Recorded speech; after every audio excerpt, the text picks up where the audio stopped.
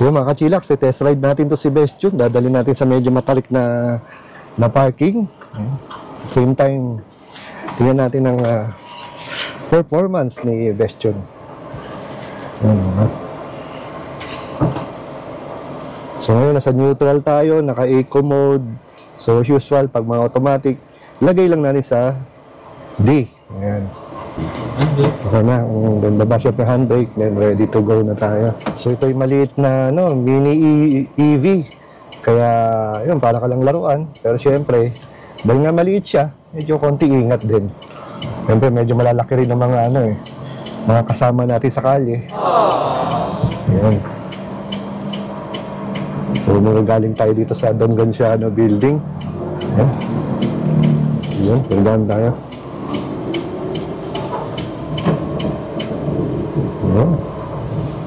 Okay naman ang kanyang torque.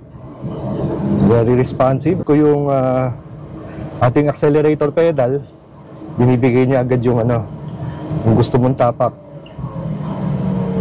Siguro dahil kahit na maliit yung yung pinaka motor niya, maliit din kasi yung sasakyan Kaya responsive din siya kung ano yung tinatapak natin. Minsan sinasabi ng iba, dahil maliit nga sakyan to, medyo baka delayed or something. Pero hindi naman, kasi hindi nang nararamdaman ko sa mga ibang mini EV. Kasi nga, pagka electric mabilis, madali ka, pwede din. Mabilis niyang ma-achieve yung mataas na speed. Ayun. Kaya mag-overtake. Oo, kaya mag-overtake. Kasi nga, electric, walang burn-burn, walang tapak mo. Ayan, mga kachilax. So, 40 agad. Maganda ito, napaka-cute, napaka-pitit. Kailangan malakas yung stopping power. Yun. Tulad kayo, nasa 40 ako, nag-stop naman agad siya.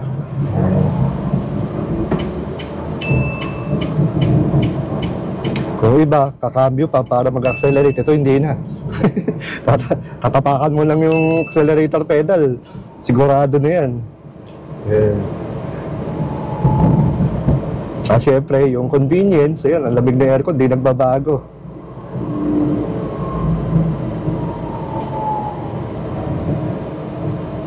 So pagdating naman sa handling, medyo ang sarap, malambot. Dahil syempre, EPS electronic power steering to. So napakalambot, kahit na 2 daliri lang kayang-kaya nito.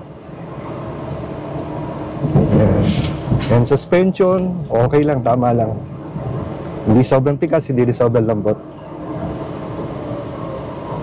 Komportable naman po, Sir Will. May katangkaran po si Sir Will, mga 6. Mga lang sir, mga 5'9", ganyan, 5'8". Ganyan. Pero lawak pa may luwag pa, luwag. So yan.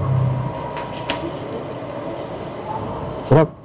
Sarap naman ito, parang nagda-time zone ka lang. Maliit. Yan. Pero kahit na maliit ito, mabilis. Malakas ang preno, malakas ng aircon. So saktong-sakto to sir, mga kunwari, mag-grocery ka, atid mo yung mga kids. Pwede na to. Salagang less than 500,000. Sulit na sulit po kayo dito. Yung nga lang po, yung less than 500,000 hanggang sa December 31 na lang po. Ngayon, kaya bisita na agad dito sa EV Supreme, mga kachilax. Huwag na kayo patumpik-tumpik pa. Test drive. Para at least alam nyo yung sinasabi ko, intindihan nyo. Tsaka katulad niya, mahabang traffic to, pero wala kang problema sa overheat dito. So imagine mo, kahit na matraffic ka ng ilang oras, doon sir, malamig ang aircon, wala kang problema na mauubos yung gasolina mo kasi di kuryente ito Pero katulad din ng ng gasolina, ito rin ay may percentage din. Katulad yan, 90%. Yan. Ayun, pwede pala natin sir, no? So 90%, 115.3 kilometers. Alin ba dito ang natin, sir? Yung sa kanan. Kanan, ayun. So yun, 90%. So gamit lang natin ang eco dahil wala, hindi naman tayo makapag-matulin dito dahil bumper to bumper. So testingin natin yung matarik na parkingan ng Shangri-La.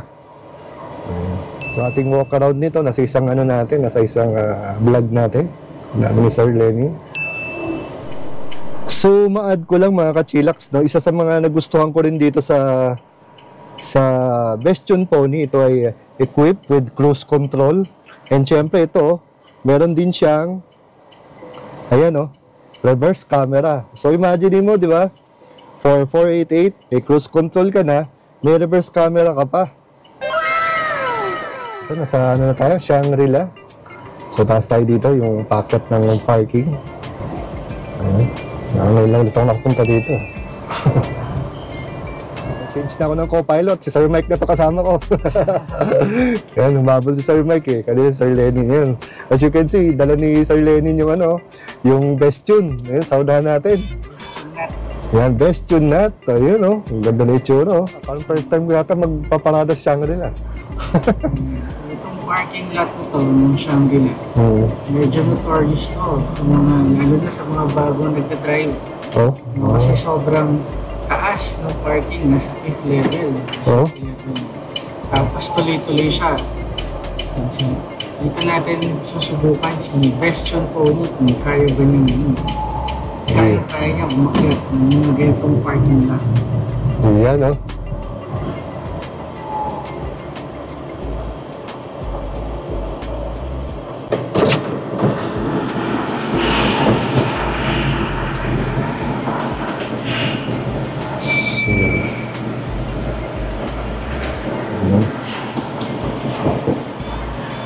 So yun, kuha na tayo ng ticket.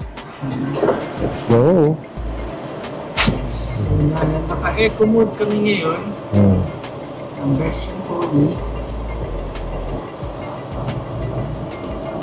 Packet kami ngayon sa parking ng Shangri-La. At sa Shangri-La Mall.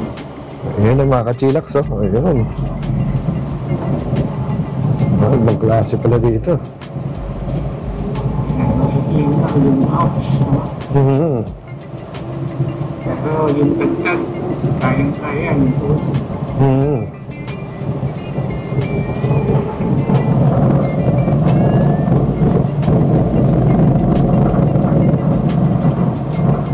Yan no. Sisiw na sisiw kay Bestion Pony. Sumasaman tayo sa incline.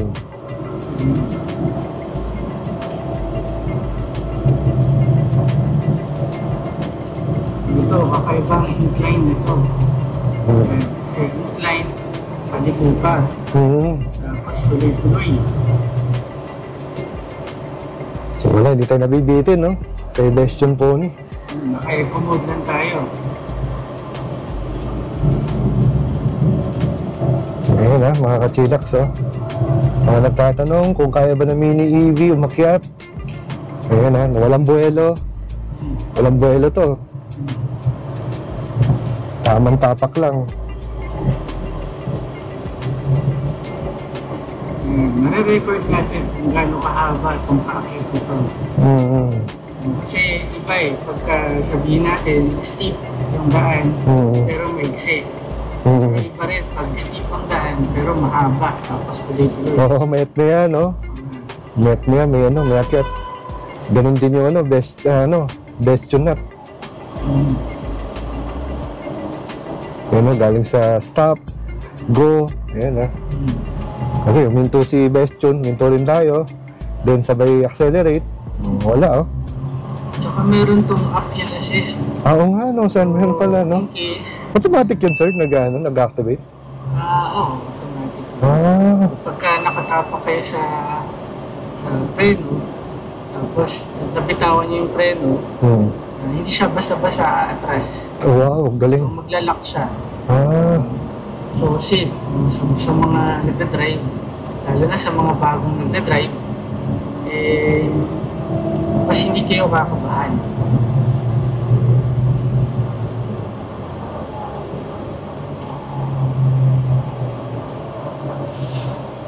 Yeah. Sir Will, ang experience ng driving ng pony. Ano masasabi niyo? Sabi ko, Sir Mike, confident ako na kaya niya. Kaya pala nung nagpreno ako ng konti, parang wala akong nakitang parang umatras siya eh. Parang stable lang, hindi yung katulad ng iba. Pagka ano ka, atras ka bigla, di ba? Wala kang apple assist, atras ka. Ito wala akong naramdaman na umatras siya. So dito mga kachilax, hindi kayo kakaba-kaba na baka umatras ka ng di oras. Kasi very siya stable, safe. So mga kachilax, so nakita niyo yung yung adventure namin. Dito sa ating Bestune Pony. So wala akong very confident ako na kayang-kaya niya. Kasi hindi siya hindi siya umaatras. Nung paakit ako kahit na nakapreno ka. Kasi pamana si Sir Lenin dala niya yung Bestune Nut Nandito kami ni Sir Mike ngayon sa Bestune Pony. So siguro tinetesting namin yung capacity, full capacity nito. Nakita mo na yung first earlier drive namin ni Sir Lenin. Kitang-kita nyo naman na very aggressive yung takbo, yung performance niya, ang ganda. Alam mo yun, parang kahit nagmamadali ka, pwede mo pa rin dalhin to. Siyempre, di ka naman mag 120, pero mag-60 to 80 ka naman. Pero, kayang-kaya niya, ang bilis Sa late, kahit sang sulok ng mundo, pwede nyo dalhin to. Kaya ako sa inyo mga kachilax, test ride kayo, bisita kayo sa shop. Test ride, na-feel niyo yung capacity nito. At sa kanyang yung pricing, panalo kayo, may sukli pa. Kasi nga, imagine mo, less than 500,000, no? Pero mga kachilax, hanggang December 31 lang, sir, di ba? December 31 lang. Oo, kaya ako sa inyo, bisita na at may budget, sakto. Pang Pasko na sa sarili nyo, first mini EV na hindi kayo masyado gagastos ng malaki, sir, no? Bago pumasok ang taon, may brand new car na kayo. Yeah, baby! Oo. Full electric pa. Yan, mini EV. Yan. Katulad itong Bestune Pony. Napakaganda talaga. Para sa akin, worth it to. Kamusta naman sa driving, boss? Lamig pa. Ha? Hindi pa akyat. Nabibitin ka ba sa power? Wala kasi ngayon nga ako nagtataka sana, sir, sa full EV. Ang bilis ng response. Wala kang na parang delay, parang hindi ka aabot. Kahit sa overtake, talagang kung gugustuhin ko, kaya niya Kaya niya, hindi porket maliit siya, mahuhuli siya, hindi. Ang bilis niya yung 0 to 100, ang bilis niya makuha. Kasi iba yung EV. Ibang EV sa gasoline engines. Yun yung malaking pagkakaiba. Tsaka yung mini EV, malakas din. Hindi porket maliit siya, di ba pag maliit yung kotse mo, 1.5, 1.3, 1.2, iba yung yung torque tsaka yung acceleration Dito, kahit mini EV siya, ang bilis siya, magugulat ka sa tulin niya. Ikaw mismo yung medyo magdadahan-dahan kasi nga iba talaga yung power ng ng mini EV. Lalo siguro pag powered talaga ng isang legit at magandang brand tulad ng Bestune. Tsaka ang good thing doon is pag naka-mini EV kayo, hindi na kayo gumagastos ng gas. Correct. Yun ang napakalaking bagay doon. Savings, no? Magkakaroon kayo ng freedom. Kasi ang gasolina, ang presyo ng gasolina, hindi natin nakokontrol yan Pagka nagkakaroon ng gera, nagkakaroon ng calamity, bigla tumataas. Correct. Diba? So ngayon, pagka naka-electric car tayo, tumataas din ang presyo ng kuryente. Pero at least malaki pa rin ang nasa-save natin. Diba? Tsaka ang number one dyan is na nakakatulong tayo, diba? Correct. Sa environment.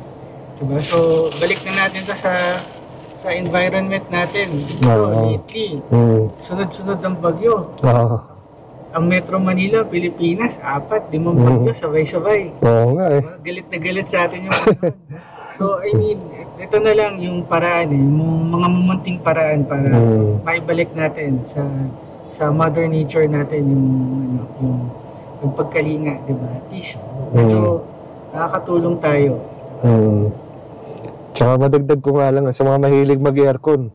Maganda dito, pag full EV ka, wala yung danger. Yung gusto mo mag-stay sa sasakyan na naka-aircon. Hindi delikado, hindi katulad ng pagka gasoline engines, parang di ba, parang may papasok. Carbon monoxide, ayun. carbon monoxide na delikado na mag-stay ka ng matagal. Di ka tulad pagka full EV, pwede kang magtambay kahit na ilang oras na hindi ka kakabakaban na baka may carbon monoxide na makawala sa tambotso. Kasi dito, walang fumes na lumalabas. Walang carbon, di ba? Kaya ayos na ayos. At tipid na tipid pa, lalo pag mini EV. Kamusta naman sa pagdating sa tagtag? Tagtag, tama lang. Hindi siya malambot, hindi naman siya matigas. Very smooth lang yung ride. Honest ride dito kasi maliit na sasakyan. Normally, pag maliit ang sasakyan, maliit ang gulong, maliit ang wheelbase. Matagtag, normally ang sasakyan. Tama. Pero at least sa mga ganito, ewan ko, sa akin lang, experience ko, hindi siya ganun ka-tagtag eh. So, medyo maganda-ganda pa rin yung suspension niya, yung dating ng suspension. Kaya nga eh. Siguro dala din siguro yung make din ng upuan, di naman tinipid. Kaya maganda rin yung upuan eh. Very soft, cozy. So, syempre, minsan, yung upuan mo sobrang tigas. Syempre, ramdam mo. Ito kasi kahit pa paano, di naman tinipid yung upuan. So, feeling mo, maganda pa rin yung upo mo. Saka ito si Sir Well. Anong height niyo, Sir Well? 5'8". 5'8" si Sir Well. Parang akala ko nga 5'10" kayo. Oo. Pero tingnan nyo naman yung space sa ilalim. Luwag oh. Diba? Oo, sobrang luwag dito. So, hindi kayo mangangalay. Hindi kayo mangawit. Tapos yung headspace. Yan oh. Diba? Lawak pa. Malaki pa. More than 5 fingers pa to dito. Ayan. So kung araw-araw, dalawa lang kayo nag-drive or mag-isa ka lang nag-drive or dalawa lang kayo magkasama, diba? Maganda rin minsan, bit-bit na sasakyan, maliit eh. Kasi mas agile yung sasakyan, mas madali siyang dalhin, mas madali siyang i-park. Diba? Sa mga traffic, mas madali kang makakasingit-singit. Yun, importante. So parking. Ilang days, ilang ano lang. Tigas lang kami sa New Manila. Hanapin niyo lang yung EV Supreme sa harap ng Christ the King Church. Ayan. So ano pa available nito? Available colors? Colors, so itong sakay natin ngayon, ang tawag dito is Sky Teal Blue. Pero tinatawag na lang namin ito para mas simple ng Midnight Blue. Tapos meron din tayong mas lighter na color. Medyo parang pang Doraemon, yung bubblegum blue. Meron din tayong matcha green. Meron din tayong peach pink. At saka yung isa sa pinaka nagugustuhan kong kulay, pearl white. Pearl white. Para sa akin, very classy kasi two-tone, white and gold. Yung kulay. Maganda, lalo na sa personal. So ano na lang yun, preference lang nila kung anong color yung suit sa kanilang no? Yes. Yan. Sa price, hindi naman siya masyadong advanced. Hindi naman siya nangangako na masyado siyang advanced. Pero at least yung mga basic na safety and comfort features like yan, yung mga reverse camera na may dynamic guidelines, yung mga uphill assist na mga mumunting tulong lalo na sa mga bagong nagdadrive, diba? May airbag siya. Ang battery naman is 13.9 kilowatt-hour, which is good for 170 kilometers. Yun, 170. Tapos ang battery naman niya is lithium iron phosphate or LiFePO4 na tinatawag. So safe na safe. So kung yung ibang tao kinakatakutan sa mga electric car, kasi may mga napapanood minsan na nasusunog or sumasabog. Ang LiFePO4 ginawa siya para mas maging safe. So kung ito ay natusok or nabutas, di siya lumiliyab. Tusok lang siya. So safe. Mas safe siya compared dun sa normal na lithium ion. Tapos ang kanyang charging port is GBT pa rin. Pero may mga nabibili naman na adapter dyan. Sa Shopee, Lazada, mga nasa 1,500 lang naman. So, yun, meron na kayong adapter, pwede na kayong mag-charge. So again, yung charging time niya? Ang charging time niya, siguro iabutin to ng mga 6 to 8 hours pag full charge, no? Gamit yung kanyang 2.5 kilowatt na travel charger. Pero kung mas mataas, yung gumagamit kayo ng wall charger na 7 kilowatt, baka within 4 to 5 hours full charge. Tapos yung mga freebies naman natin dito, meron tayong free tint, LTO, matting, LTO registration, matting, TPL insurance, travel charger, basic repair tools. So, kompleto na. So, Wala na kayong alalaan yan, talagang ita-drive nyo na lang. galing.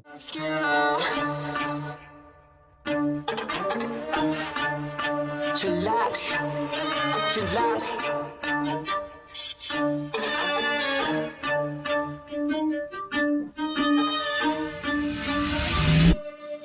Kapag si Tito Well nag-demo, kitang-kita mura presyo. Lahat kalidad, hindi invento, trabaho pero tao-tao. Bago ilapag dapat kalidad, di lang basta pamato. Lahat detalye makukuha, di lang basta panalo. Kapag si Tito Well nag-demo, kitang-kita mura presyo. Lahat kalidad, hindi invento, trabaho pero tao-tao. Bago ilapag dapat kalidad, di lang basta panalo. Lahat detalye makukuha, di lang basta panalo. Iniikot kahit malayo, basta matibay pandayo. Kung maghahanap ng mura, dapat iyong malabo. Kaya tumagal kahit na mura, kaya dapat pandayo. Di masasayang oras, pagod kahit abuti ng malayo. Kapag si Tito Well nag-demo, kitang-kita mura presyo. Lahat kalidad, hindi invento, trabaho pero tao-tao. Bago ilapag dapat kalidad, di lang basta pamato. Lahat detalye makukuha, hindi lang basta panalo. Kapag si Tito Well